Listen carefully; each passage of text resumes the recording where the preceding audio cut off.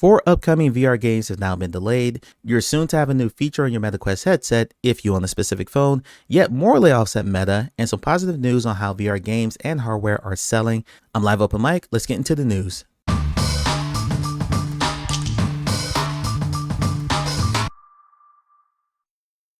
We'll start with recent game delays and kick this off with Cars.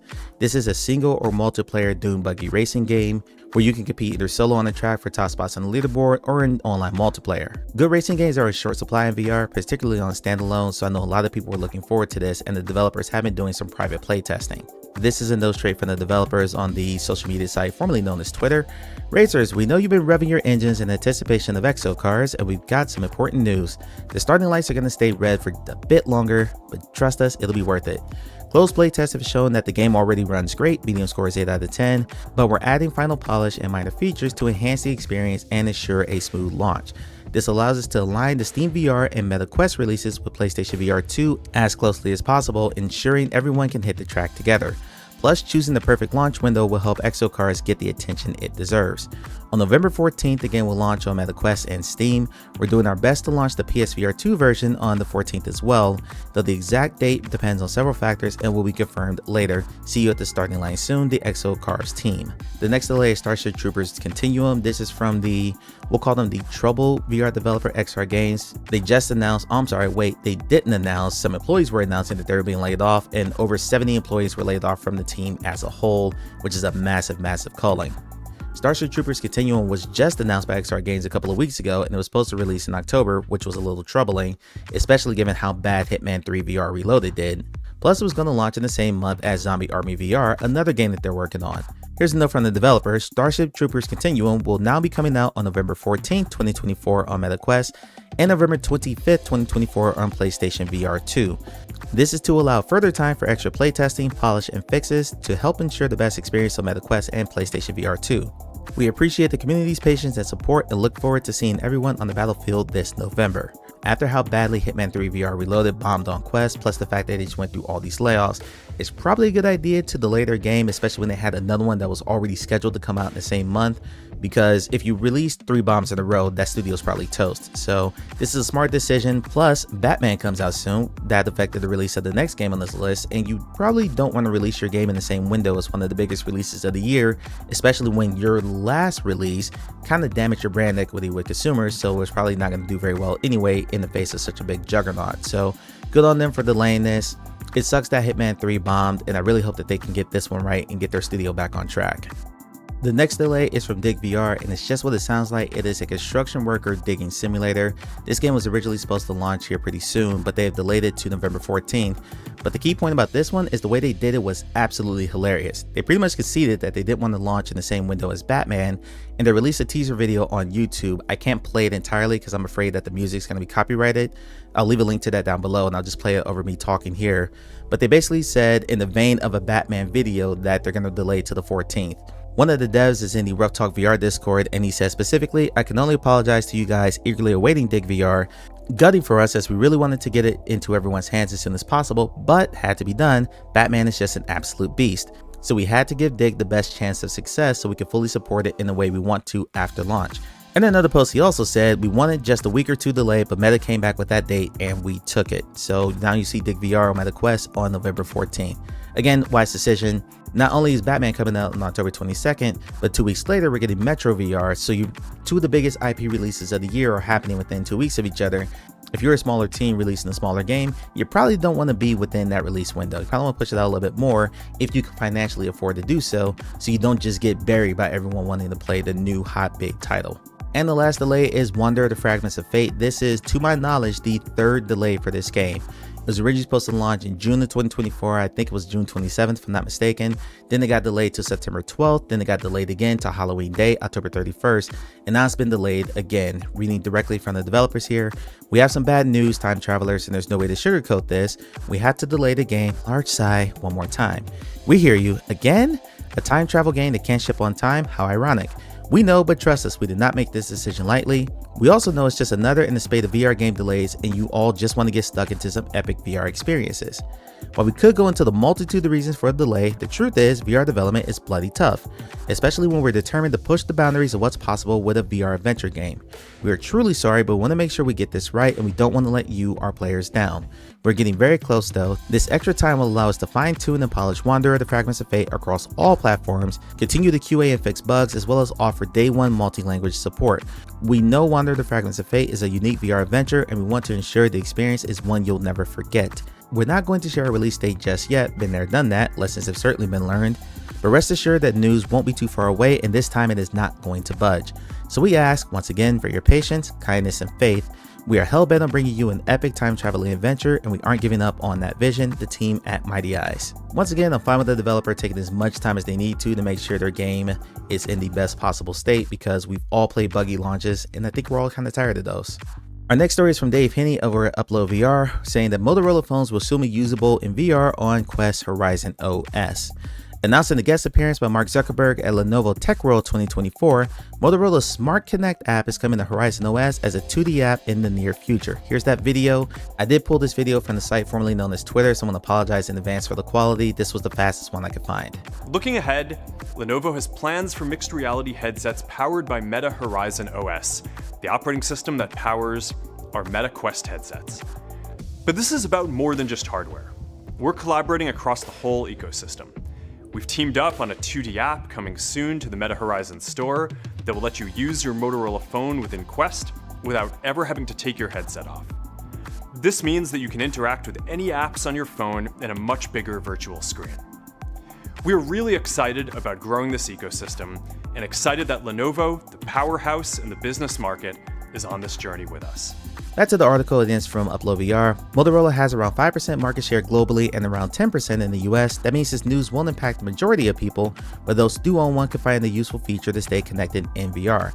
With visionOS 2, iPhone owners can view their phone in VR in Apple Vision Pro, but they can't control it. It's unclear whether or not Motorola's solution will support DRM content such as Netflix and Disney+, which would be useful to access downloaded content when offline. You can already view almost any phone in Horizon OS using the USB-C cable via Meta Quest HDMI link, but it doesn't support the HDCP DRM system. DRM stands for Digital Rights Management for people who don't know, so that's like pretty much any streaming service. That's Disney+, Netflix, Hulu, Peacock, so on and so forth. Zuckerberg also confirmed that Lenovo, Motorola's parent company, is still working on multiple Horizon OS headsets of its own, originally announced back in April. There's no timeline for when we'll see the first Lenovo Horizon OS headset though, and given there wasn't a tease at Lenovo Tech World 2024, we likely won't see one until 2025 at the earliest. Like this article says, this doesn't affect a lot of people. You're talking 5 to 10% of the smartphone market, but it's another use case for Quest headsets. It's another selling point for Lenovo, saying, hey, we've got this integration. It deepens that partnership, and it really should make for a better integration when Lenovo releases their headsets using Horizon OS whenever that happens, 2025, 2026, whenever. On the flip side of that, Meta is now going through more layoffs. This article comes from The Verge. The headline is Meta is laying off employees at WhatsApp, Instagram, and more. The article, written by Alex Heath and Jay Peters, reads that Meta has begun laying off employees across various departments, including WhatsApp, Instagram, and Reality Labs, according to people familiar with the matter. Rather than a mass company-wide layoff, these smaller cuts seem to coincide with reorganizations of specific teams. Some of the employees have started posting that they've been laid off. Among them is Jane Wong, who gained notoriety for reporting on unannounced features coming to apps before joining the Threads team in 2023. Her post reads, I'm still trying to process this, but I'm informed that my role at Meta has been impacted. Thank you to everyone, especially my Threads and Instagram teammates, for my wild journey at Meta. If anyone is interested in working together, especially on software security engineering, please reach out via my email, LinkedIn, etc. noted on my personal website.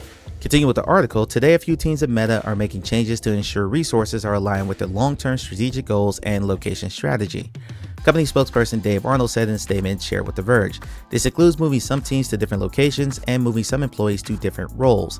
In situations like this, when a role is eliminated, we work hard to find other opportunities for the impacted employees. This is all the same boilerplate statement stuff you see from every single corporation when they go through layoffs. Nothing new here. Wrapping up the article, this new round of layoffs follows a small series of job cuts in the company's Reality Labs division earlier this year. Meta first laid off 11,000 employees in 2022, following over-optimism about the company's growth coming out of the COVID pandemic, and then announced cuts of 10,000 more people as part of Mark Zuckerberg's year of efficiency in 2023. And that's the end of the article. Again, as always, best wishes to all the people affected by the layoffs. We hope that they're able to find meaningful work soon. It's been a brutal year for layoffs in the tech industry, and specifically in gaming, and more specifically in VR. We've seen so many companies like shut down, sold off entirely, or just go through mass layoffs. We already talked about XR games earlier when we were talking about game delays. So just a really crappy year, and I hope that all these people are able to find work. Let's close off with two positive stories. The first one is from Max Mustard. This is a third-person platformer that first launched on Quest. It has now been ported to PlayStation VR 2 as of a couple of weeks ago, and it just launched on Steam today as I record this video. This comes from the PSVR subreddit directly from the developers. Hey PSVR 2 community, it's the Toast Interactive team here. Firstly, we want to thank you for all the support you've shown Max Mustard. We hope many of you have enjoyed playing on PSVR 2. Now that it's been a couple of weeks since the game's launch, we're sure many of you have finished the game and would love to hear your thoughts. Since launch, the support from players on PlayStation has been honestly overwhelming. We put in the extra effort to upgrade the game for the Meta Quest version and get the most out of PlayStation VR 2's features, but we never expected the reception would be so incredible. Max Mustard is currently sitting at 4.93 out of 5 with over 200 reviews, and we're pretty sure that speaks for itself. We originally released Max Mustard on Meta Quest in March of this year, a platform with over 20 million headsets.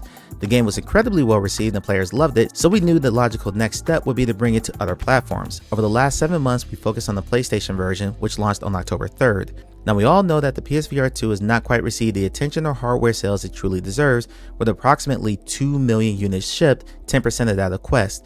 Despite being a fraction of the market, Max Mustard has sold better on PSVR 2 during the first 2 weeks of launch than it did on Meta Quest. We thought this was an interesting stat that breaks the norm of what the industry is seeing. If you've been spreading the good word of Max Mustard on PSVR 2 or Quest, we see you and thank you. I'm not gonna get to any tribalism here because frankly, I can't stand that crap. Just keep it out of my comments. I don't really care. I'm multi-platform for a reason because I want to go where the games are. I love this news for a few reasons. Number one, I love Max Mustard the game. I really enjoy streaming it on Twitch. I streamed the Quest version. I will be picking up the Steam version as soon as finances allow. There's just so many games coming out right now. Second, I love this for the PSVR community because of the whole Astrobot debacle. For those who don't know, when Astrobot was first announced for PlayStation 5, the developer said that they could not do a VR version of it because this new game was not going to work as a VR game, which was kind of insulting, quite frankly, given that Astrobot Rescue Mission did so well and is widely considered today to be one of the best VR games ever made. That game is also still stuck on PlayStation VR 1 and has not gotten the PSVR 2 port. So I love this for that community because even though Toast Interactive was very upfront about the fact that Max Mustard is not Astrobot, and they actually had a post that went to the different mechanics that separated those two games, there was still an itch that needed to be scratched from the PSVR community, and Max Mustard has clearly filled that void. So happy for Toast Interactive, happy for that community. It's just a great story all around. Love to see it. And the last story is also from Dave Hinney at Upload VR, talking about sales of the Quest 3S that just launched a few days ago.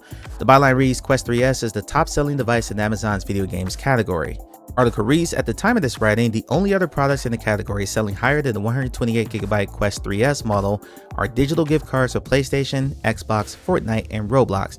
Of devices, PlayStation 5 Pro is number 2 and Quest 3 is number 3. Meta's latest headset brings the computing power of mixed reality capabilities, ringless controllers, and inside-out upper body tracking features to an entry price of $300, making the compromise of using Quest 2's Fresnel lenses and single panel. Now because 3S just went on sale this week, this really doesn't surprise me. New video game hardware sales generally do very well the first couple of weeks. The telling thing is going to be in the holiday season. For those who don't remember, Quest 2 was put on sale for like $200 last year.